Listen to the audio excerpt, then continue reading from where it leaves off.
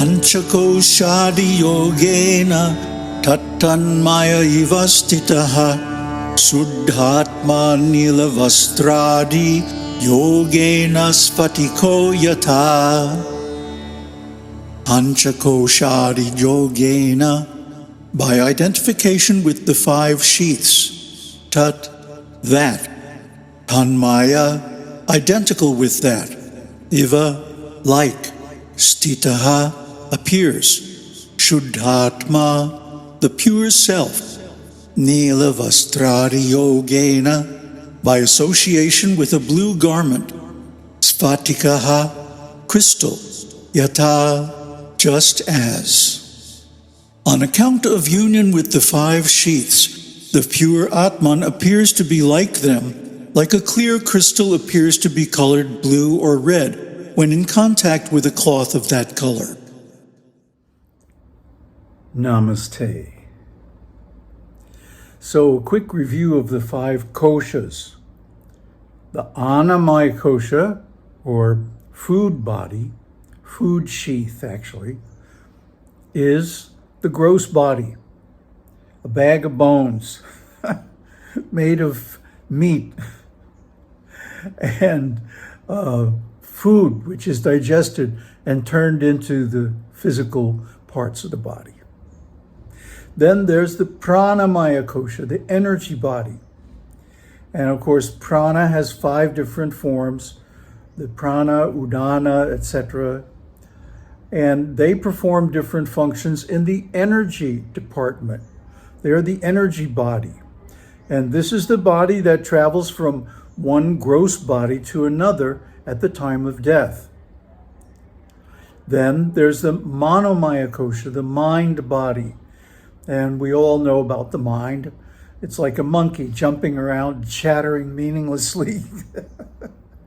And then there's a vijnanamaya kosha, the intelligence body, which is, of course, the analytical and determinative function of the mind, and also the home of the false ego. And finally, there's the anandamaya kosha, the bliss body, which is what we experience during dreamless sleep, sushupti. None of these sheaths are the self, but they masquerade as the self. They pretend to be the self when they are reflected by Ātman. In this shloka, Ātman is compared to a crystal. A crystal is clear, colorless by nature. But when it is held next to a blue or red cloth, it appears to be blue or red. And the same is true of a mirror. A mirror has no color by its nature. But if we hold up different colored objects in front of it, it reflects their colors and takes on their colors. And it appears to be colored, but actually it's not. So, in the case of the Ātman, people think they are experiencing the Ātman when they have all kinds of visions and, stuff like bliss symptoms and stuff like that. But this is only the reflection, or the refraction, in this case of a crystal, of the external sheaths, the Annamaya, Pranamaya, Manomaya, Vijnanamaya, and Anandamaya koshas. They are not reality. There's a wonderful quote from Mandukya about Turiya. They consider the fourth, Turiya, to be that which is not conscious of the internal world, nor conscious of the external world, nor conscious of both worlds, nor a mass of consciousness, nor simple consciousness, nor unconsciousness, which is unseen, beyond empirical dealings, beyond the grasp of the organs of knowledge and action, uninferable, unthinkable, indescribable, whose valid proof consists in the single belief in the self, in which all phenomena cease, and which is unchanging, auspicious, and non-dual. That is the self, and that is to be realized. So don't get confused, don't get bewildered, don't get taken in by the mind. The mind is willing to provide all kinds of imaginations and hallucinations, all kinds of snakes to put on the rope and deceive us into thinking, oh, I'm having a spiritual experience. But there is no experience in Turiya. That's the whole point. It is the end of all phenomena, including mental and so-called spiritual phenomena, which in most cases is just imaginary. Dreams. The mind likes to tell stories, and it likes to replace actual knowledge with its silly stories. So, of course, it's very nice for the false ego to have a story like, I am enlightened, I am experiencing spiritual things and visions and da-da-da-da-da. It's all simply dreams, simply imagination. In the actual Turiya, there is no false ego. There is no individual self. There are no phenomena. There are no perceptions, no thoughts, no dreams. It's all finished. Because those thoughts and dreams and fantasies and stories are what take us to the next body at the time of death. But the jnani doesn't die. He finishes the false ego. He finishes the subtle body. And then when the gross body falls, there is no death.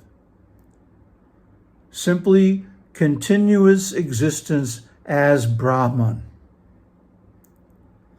And with nothing to be held up to the mirror, with no colored cloth to be held behind the crystal of the self, it remains colorless, meaning no phenomena, no experience, no thoughts, dreams, identity, actions, agency, or any of that. It is simply the end of experience. Not the end of existence, though. One continues to exist as Brahman, which is everything. Because Brahman is the fundamental existence, consciousness, and bliss, everything that exists is derived from it, and yet is different from it. This is called Achintya Bheda Bheda Tattva. Bheda means different. Abheda means non-different. Achintya means inconceivable. The mind cannot grasp it. But we can observe it's the truth that everything is simultaneously different and non-different from Brahman, because all forms are not Brahman. Anything that has a form, anything that has quality, anything that has activity is not Brahman. So if we experience these things, we are not experiencing Brahman. Yet, Brahman is the only thing they could be made of. So in that sense, they are non-different from Brahman. In other words, everything that we see and experience is simultaneously Brahman and not Brahman. It's Brahman because Brahman is its root substance, but it's not Brahman because it demonstrates form, qualities, activities, and so on. So this is something which is achintya. It is beyond the capability of the mind. The mind cannot understand it because the mind, like any monkey, is very simple-minded. And something has to be either different or non-different, right? So this is the downfall of binary logic, Aristotelian logic, two-valued, black and white, yes or no, right or wrong, true or false. The actual condition of Brahman has to be understood through more subtle means, or actually it can't be understood, but it can be experienced by self-realization, which is not simply thinking aboutness, or hearing aboutness, but actually uncovering our original being as Brahman itself.